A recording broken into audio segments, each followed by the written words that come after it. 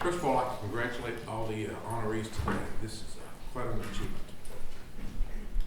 West Plains, Missouri is known as the home and the birthplace of several people of achievement: Porter Wagner, Dick Van Dyke, and Preacher Rove, among others. However, today it is our good fortune that we know and today honor this year's Order of the Coif Initiate, David Forbes. The Order of the Coif, as you know, recognizes those who, as lawyers, judges, or professors, who have attained high distinction in their professional accomplishments, and I am honored to introduce David today. Although David was born and raised his entire life in West Plains, he had a hunch when he graduated from high school there was a world beyond Howell County. After he graduated from West Plains in 1968, he got in his car and drove 190 miles north on Highway 63 to Columbia to begin his undergraduate days. Besides being a student in the business school, he was a member of Marching Mizzou. He was the drum major for 3 years, 68 through 71. He also spent a lot of time in Crowder Hall, where he was in the Army ROTC program. Upon graduation or completing the ROTC program, he was commissioned as a second lieutenant. After law school, David was on active duty in the military in the Judge Advocates General Corps for 3 years. And he remained in the reserves and left the reserves as a major. Now, you've read in the program that David spent a lot of his time, over 30 years, with AT&T. For a number of those years, he was responsible for all labor and employment litigation. In 2011, AT&T had 240,000 employees. Not all of them were happy. Before his retirement, David had been promoted to one of the most senior attorneys in the law department of AT&T. Besides his achievements as an attorney, David has recognized the importance of helping others. He has been a pro bono volunteer attorney with the Fulton County, Georgia Juvenile Court System. He's represented juveniles charged with violations of Georgia truancy and other statutes. Most clients were African American or Latino American males from single family homes. He also volunteered as a mentor with a program called Kids in Need of a Dream. This organization seeks to support and encourage young people from single family homes, disadvantaged homes, or poor economic backgrounds to let them know there is reason for hope. Closer to Columbia, David has been and remains a strong supporter of the school and the university. He's a longtime member of the Alumni Association, the Jefferson Club as a fellow level, and a member of the Law Society. David has also made and secured from others substantial donations to the school for scholarships, including for diversity and for academics.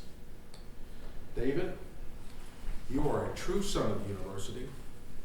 You're an honored graduate of the school and a person of high distinction professionally and as a person. You are fully deserving of this recognition. Today, for us gathered here today, it is my privilege to introduce to you David Forbes, the 2012 Order of the Coif Honorary Initiate to the University of Missouri School of Law.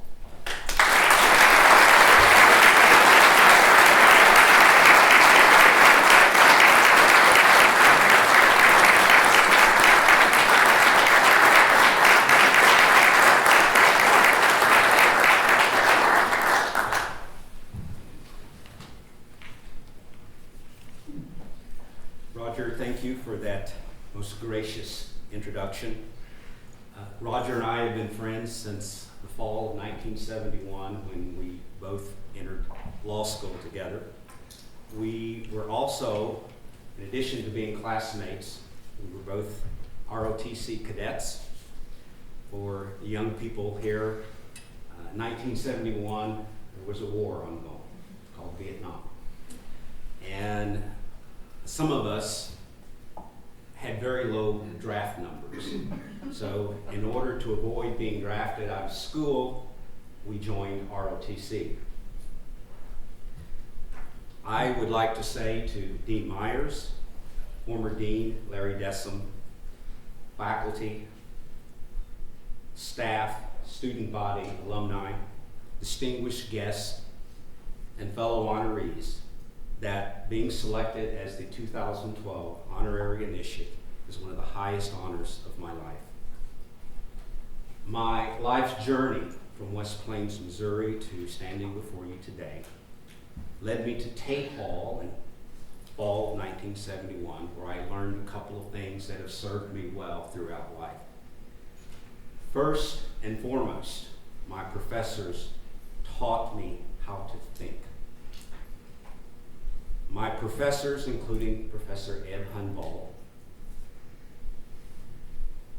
taught me how to analyze and resolve complex issues, complex problems. And second, I acquired from my professors a wealth of knowledge and a thorough understanding of American jurisprudence. The ability to think and the knowledge that I acquired in law school has served me well, not only in the practice of law, but also whenever I have found myself grappling with an issue concerning life, liberty, and the pursuits of happiness. The highlights of my career are summarized in the program, and suffice it to say that they would not have been possible had I not obtained a good legal education from this institution, and for that, let me say, I am exceedingly grateful. I would like to say just a few words to the students who are here, and I would like to say to the students that being a lawyer is a high and a sacred call. It is a profession that is good, honorable, and noble. You should know, however, that the practice of law can be exceedingly stressful, and those stresses take their toll on those who are not prepared to deal with them. Over the years, I have had the unpleasant experience of witnessing lawyers suffer premature deaths from heart attacks, strokes, suffer isolation and alienation from friends and family, suffer substance abuse, and one lawyer who ultimately took his life.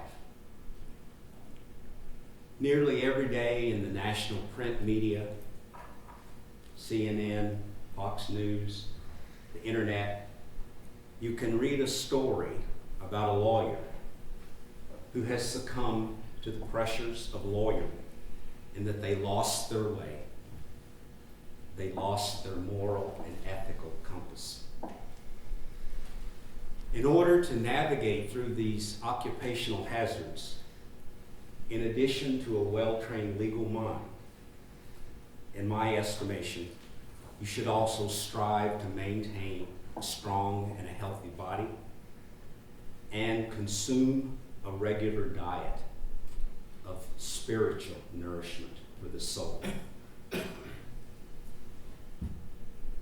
I have maintained physical fitness by running.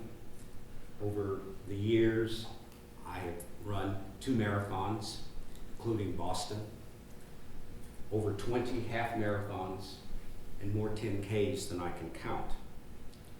And I did this because I needed a way to relieve the stress and the anxieties of my job. Whenever you have responsibility for defending a client in a class action lawsuit, and the judge has certified a class of 16,000 members, and the plaintiffs make a demand for $6 billion, that's billion with a B, dollars. That's called stress.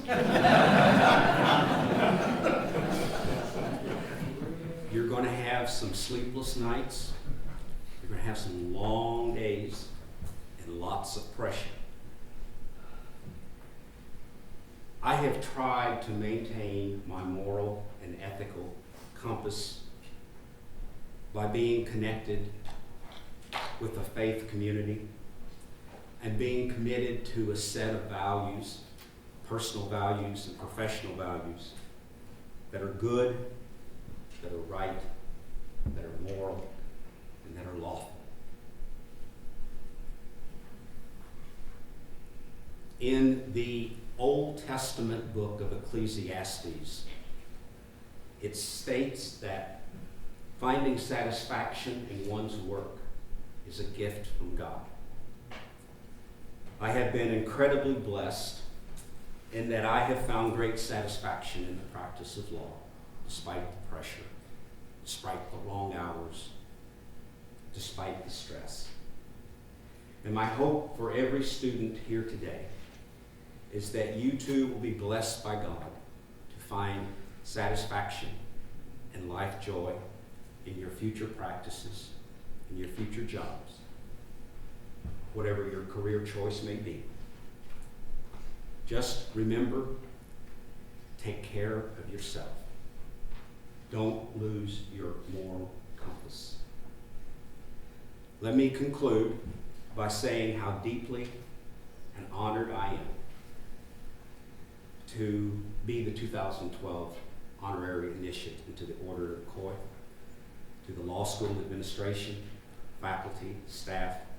Thank you for this extraordinary honor, and forgive me if I have exceeded my time limits. I wish each and every one of you Godspeed. Thank you.